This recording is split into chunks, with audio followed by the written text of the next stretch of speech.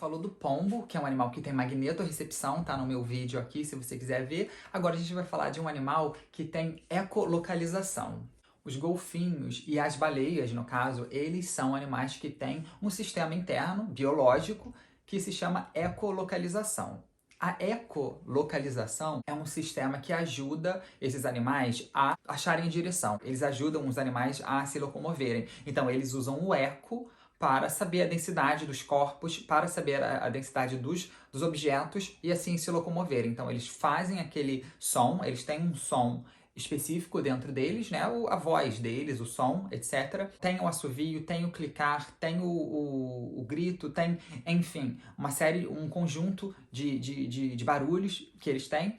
E esses barulhos, eles fazem um eco. É claro que esse é um processo biológico, a gente está falando aqui do corpo físico dos golfinhos e também das baleias, por que não? Inclusive, outro animal tem a ecolocalização, que é o morcego. Hoje a gente vai focar no golfinho e na baleia, mas a gente vai falar do morcego em breve. No plano físico, eles têm esse processo aí de sonar, esse processo aí da ecolocalização. Agora, no campo mais semifísico, no campo mais sutil, esse sonar, esses sons dos golfinhos e das baleias, eles ajudam as pessoas e outros animais também, mas principalmente as pessoas, a gente vai falar aqui dos humanos também, eles ajudam as pessoas a dissolverem traumas antigos, dissolverem traumas emocionais. E os golfinhos e as baleias, eles têm esse poder de dissipar essas energias cristalizadas, relacionadas ao trauma, relacionadas a coisas emocionais muito duras realmente do passado.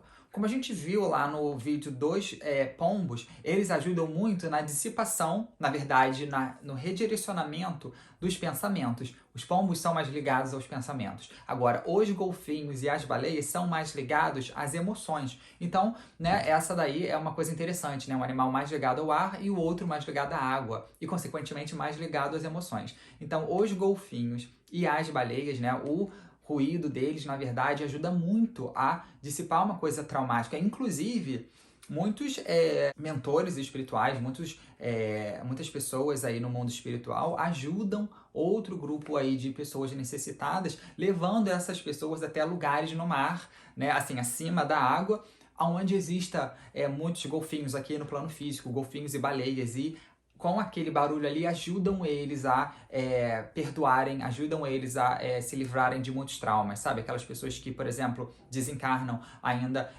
com traumas muito grandes ou ainda muito presas a alguma coisa, a um sentimento de tristeza ou dor muito forte. Então, esses mentores, esses amigos espirituais levam, então, esses outros espíritos a plataformas realmente no mar, para, assim, ouvirem aquele som e aí serem afetados de forma positiva. A coisa interessante é que o som dos golfinhos ajuda muito as pessoas naqueles traumas do dia a dia, traumas grandes do dia a dia. Agora, o som das baleias ajuda muito naqueles traumas intrauterinos e na primeira fase da infância e até os 7 anos de idade. Então, no caso, o som das baleias é bem relacionado aí à questão da maternidade, da primeira infância, né, do bebê, etc.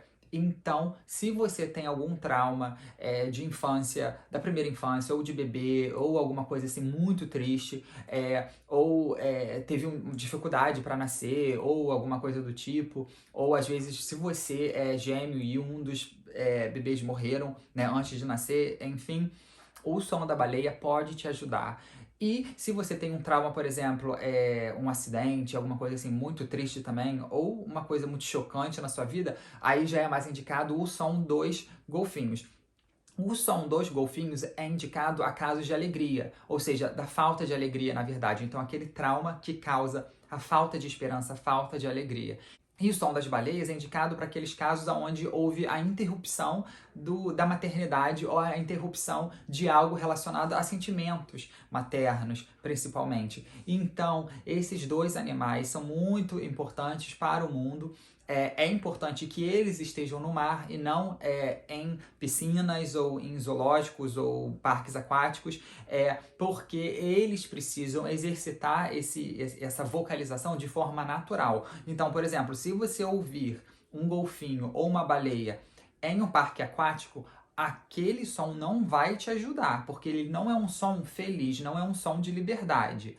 Agora, se você ouvir um som de golfinho no mar, por exemplo, você está passeando de lancha, ou alguém realmente faz uma gravação ali, tá no barco e grava, e aí sim, aqueles sons são saudáveis e eles vão dissipar, sim, vão ajudar a dissipar esses traumas. Mais uma vez, é claro que as baleias e os golfinhos, eles têm esses sons, esses barulhos, ruídos, enfim, e eles têm a ecolocalização para meios físicos, para se localizarem, para buscarem comida, para se moverem, enfim.